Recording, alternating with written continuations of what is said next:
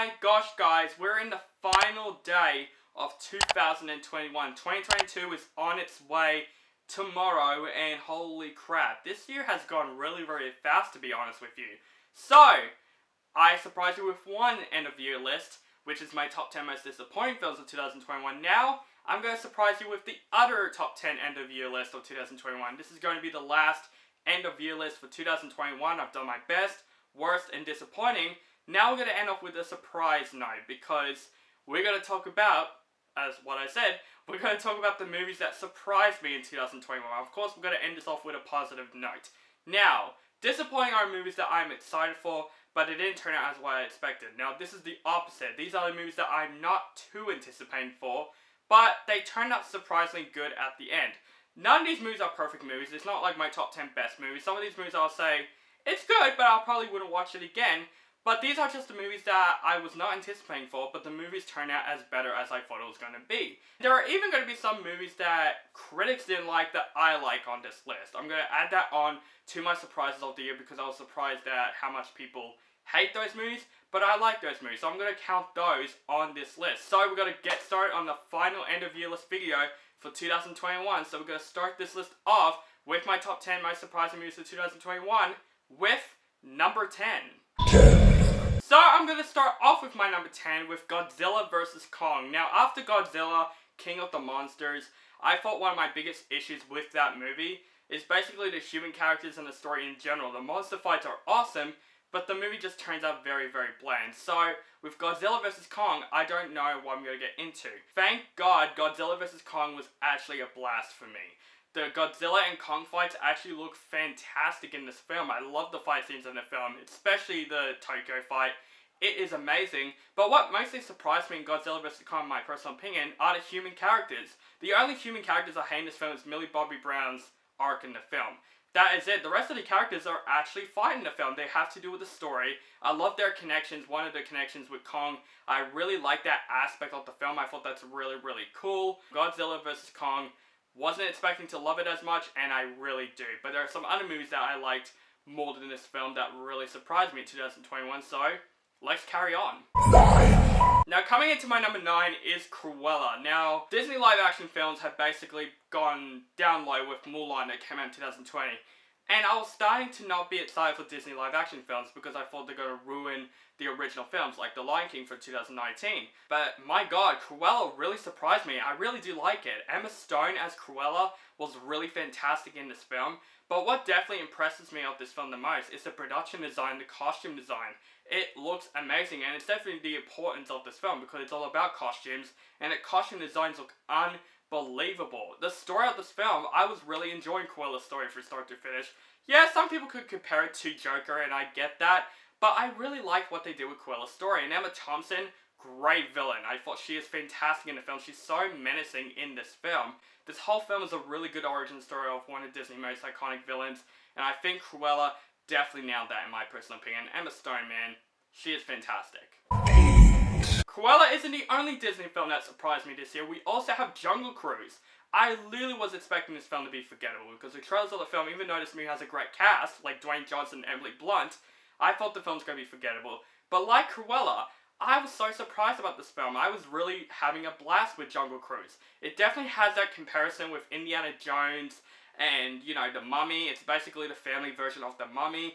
And the great thing that surprised me about this film is that Dwayne Johnson and Emily Blunt actually have a very great chemistry in this film. The whole adventure aspect is going to be great, and I love the adventure aspect of the film. It made me miss those old school adventure films that I watched as a kid, like Indiana Jones and stuff, and Jungle Cruise definitely brings it back for me. Jungle Cruise really did surprise me because I was expecting this film to be forgettable. Jungle Cruise, I would remember in 2021. Now, horror films have been bad this year. I said in my disappointing list, and I said in my best list.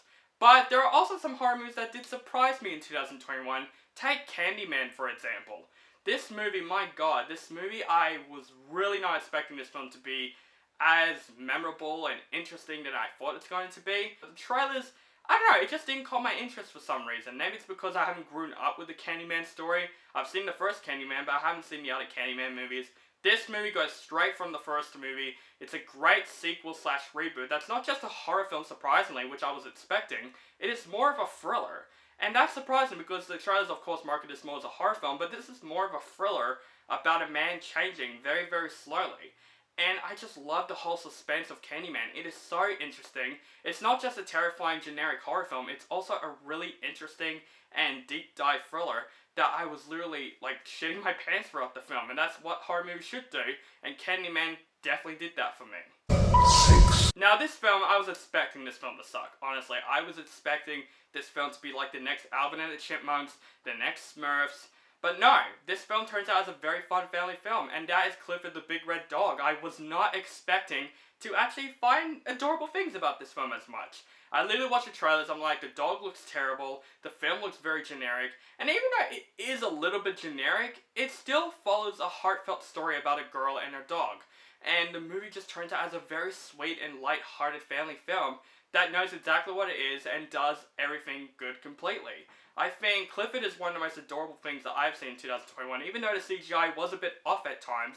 But I think the chemistry between Emily Elizabeth and Clifford really stands out for me. I really love their chemistry. It is so adorable in this film. And I'm a dog person myself, so this is definitely a film for dog people. Yeah, it goes in ways you would expect, but there are also some really clever stuff they did with this film. And the jokes of the film actually cracked me up at times. There are some adult jokes where I was really surprised that they go in that direction. And I think Clifford the Big Red Dog really surprised me from that aspect. I was not expecting to at least enjoy the film as much. 5. Alright, up to the top 5. These are the movies that I was either very skeptical of, or movies that I'm just like, okay, I'm not that interested, and the movies actually really surprised me, and I had a good time with these movies. My number 5, you might hate me for this, because this is another one of those movies that critics might hate it, but I enjoyed. That is Venom, Let There Be Carnage. I am a fan of the first Venom. I really enjoyed the first Venom. It knows exactly what it is. It's a fun movie, but the thing I was very worried about this film is Andy Serkis directing. I'm worried that this film's going to be different. It's not going to feel the same like the first Venom movie. Honestly, I like this more than the first Venom movie. This movie really surprised me in my opinion. Tom Hardy and Venom's chemistry was much more stronger in this film. Yeah, a lot of people complain that Carnage really wasn't much in the film, and that's probably one of my biggest issues with the film is Carnage himself.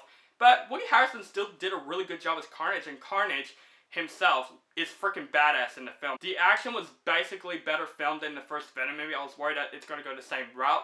No, it didn't. The action was really good. The Venom vs. Carnage fight was freaking awesome. That whole third act, I was enjoying myself through it. I think Venom Let There Be Carnage did its spot for me, and Andy Serkis directed this movie very, very well in my opinion. Even though it's short and I wish it could have been longer, I liked how Venom Let There Be Carnage presented in my opinion. Ghostbusters Afterlife, my god, I don't know what I was expecting for this film. I was expecting to be like the 2016 Ghostbusters movie, to be like not as good as the first one, and it never like, you know, exceeded everyone's expectations, and I was expecting to be like, oh, it's just trying to be a nostalgic fest. No, Ghostbusters Afterlife presented more than that, and Jason Reitman directed this movie fantastically. I like that this film is basically taking the concept that kids are Ghostbusters. I thought the concept of that is very, very cool. The cast in the movie all did their best. They're so fantastic in this film. The adventure aspect is what stood out for me. It's not just a nostalgic Easter egg fest like what most movies are this year, like Matrix Resurrections, for example. It's a film that has a story that is very heartfelt, very fun, very funny at parts, and the CGI was also really, really good in the film. Jason Reitman, man, you did your father proud because you directed probably one of the biggest surprises I have seen from a franchise ever. Now my number 3, another surprisingly great horror film that came out this year. I was worried that this film was going to be like the next Conjuring, or it's going to be in the Conjuring universe, because at this time I'm getting sick of the Conjuring movies. Thank God, this movie felt like its own thing. Malignant. I think James Wan directed this movie surprisingly very, very well. It felt like its own thing, because literally when I was watching the trailers for this film, I was expecting to be a forgettable Conjuring film, because it looks like the Conjuring when you saw the trailer. But no, James Wan's like, nope, this is not the Conjuring, this is its own thing, and I love what Malignant presented. This movie is really tension-filled, like it's scary, it's intense as hell, but I would say James Wan knows how to direct horror films, especially when it comes to camera work. There are some really fantastic cinematography with this film, and Annabelle Wallis, I'm not a fan of this actress in my personal opinion. This film makes me a fan of her. She is fantastic in the film. She really surprisingly shocked me in this film. And the ending, man. This is one of the most intense endings I have seen in 2021. Don't kill me. Okay, this is my list, my personal list. If you want to do something about it, let me know in the comments below what movies did surprise you in 2021. But these two movies, I freaking enjoyed. I know a lot of people hate him, and that's what surprised me. I liked it more than critics do, so I'll count that in my surprising list. My number 2 is Mortal Kombat! Yeah, I really enjoyed 2021's Mortal Kombat. This movie brings me exactly what I wanted a Mortal Kombat to be.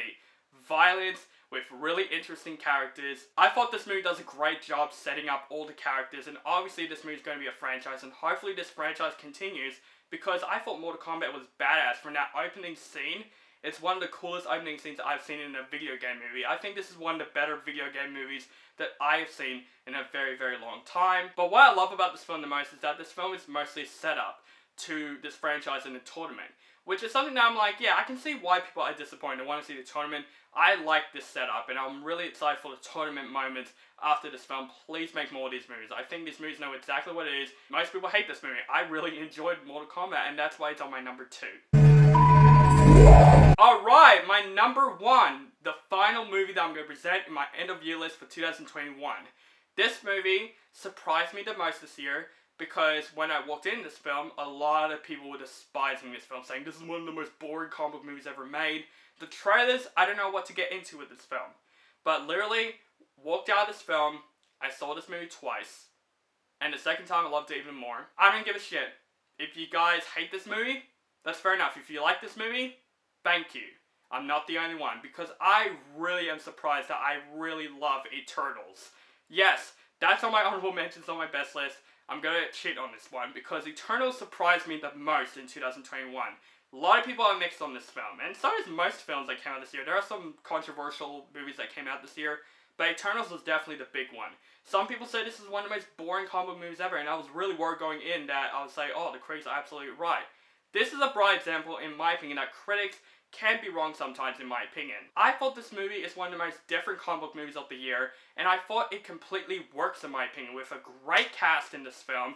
The cinematography is great, the action was really great, and the story, it's a very hard story to do, bring 10 new characters in the Marvel Universe. And Chloe Zhao directed that well. And all the characters I really loved, even though I really want more exploration with those characters, because they're all really, really interesting. I like that this movie doesn't feel like an MCU film, and that's probably why people are complaining. It's not like any other MCU films. I thought that's a fantastic thing.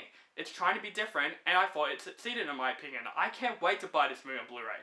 I thought this movie has a very interesting premise, and the movie succeeded really, really well, in my opinion. Eternals really surprised me this year. I was surprised how much hate this film got.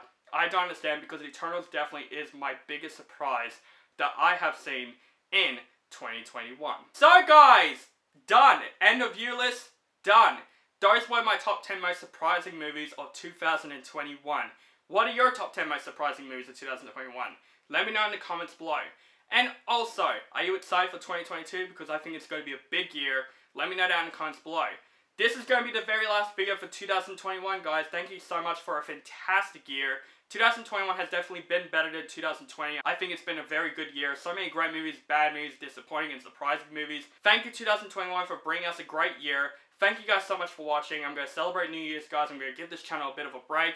And then you get to see my anticipated movies for 2022 and get 2022 started for the year. Thank you guys so much for watching. Make sure you guys follow me on social media links down below. Facebook, Stardust, Instagram, Twitter, and Letterboxd.